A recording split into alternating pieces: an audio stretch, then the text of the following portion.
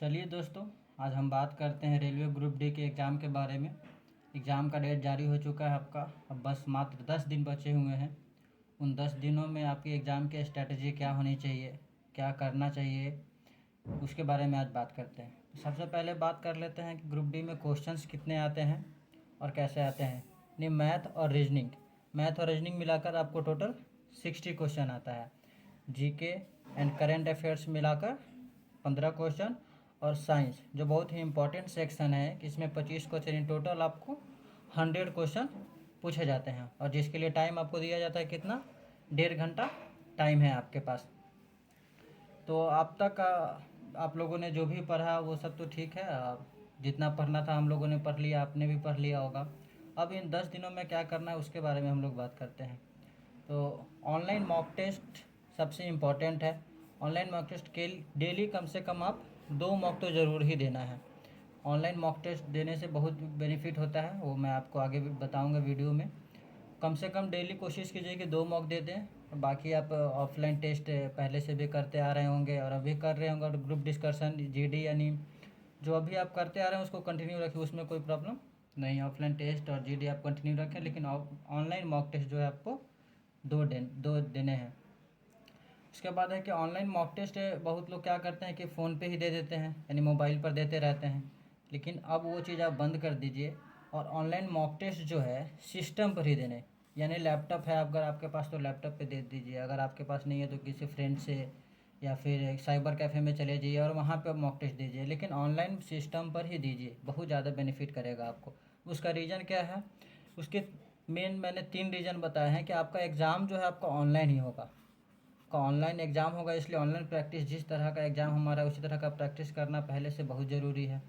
और दूसरा कि बहुत लोगों का क्या प्रॉब्लम होता है कि माउस चलाने में उनको प्रॉब्लम होती है। माउस का जो एरो होता है वो ले जाते हैं कहीं और, चला जाता है कहीं और, जो कंप्यूटर नहीं चले हैं। तो उसकी प्रैक्टिस आपको हो जाएगी और एग्ज़ाम में आपका बहुत ज़्यादा टाइम सेव करेगा, और टाइम मैनेज भी हो जाएगा उसमें।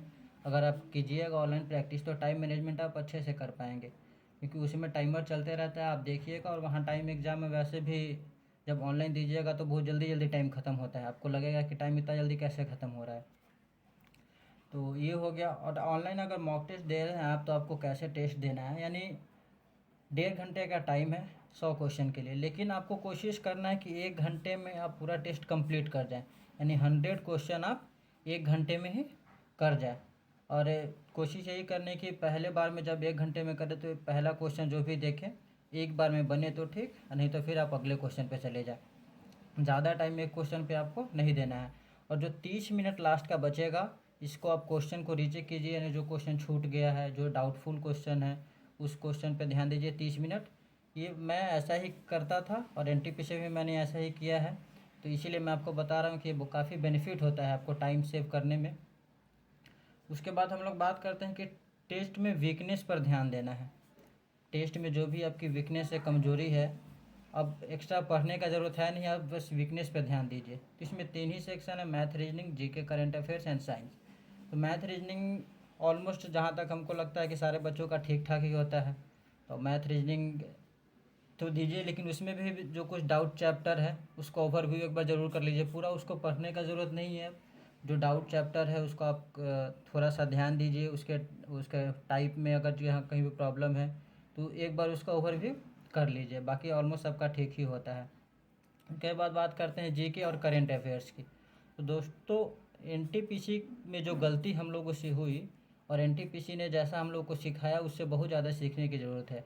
करेंट अफेयर्स काफ़ी सारे ऐसे बच्चे थे जो ऑलमोस्ट 2-2 घंटा, 1.5-1.5 घंटा, 2-2 घंटा पढ़ते थे लोग। तो उससे सीखने की ज़रूरत है कि हम लोग करेंट अफेयर्स पे ज़्यादा फोकस ना करें। और क्योंकि इसमें करंट अफेयर्स बहुत ज़्यादा क्वेश्चन आने भी नहीं है, 5 से 6 क्वेश्चन आएगा तो बहुत है। तो उस पर करंट अफेयर्स पे ज़्यादा फोकस ना करें। अगर आपको ज़्यादा करंट अफेयर्स पे देना है तो मैक्सिमम 1 घंटा या 30 मिनट से 1 घंटा के बीच दे, उससे ज़्यादा आपको नहीं देना है। और जो करेंट अफेयर्स पे अगर आप अभी एक्स्ट्रा टाइम दे रहे हैं तो उसको अभी से ही छोड़ के आप साइंस पे फोकस ज़्यादा कीजिए। करेंट अफेयर्स का टाइम अगर साइंस पे देते हैं तो साइंस आपका टोटल, देखिए मैंने यहाँ स्टार्टिंग में बताया था कि साइंस 25 क्वेश्चन पूछता है। तो साइंस ज़्यादा इंपॉर्टेंट सेक्शन हो जाता है आपका। करेंट अफेयर्स छोड़ करके आप साइंस पे फोकस करें। और साइंस जो सबसे इम्पोर्टेंट है, मैथ रीजनिंग सब लोग बनाएगा, जीके सीए करंट अफेयर्स ज़्यादा है नहीं, 15 क्वेश्चन है, लेकिन साइंस ये आपका ऐसा फील्ड है जहाँ आपका मार्क्स इंक्रीज करेगा।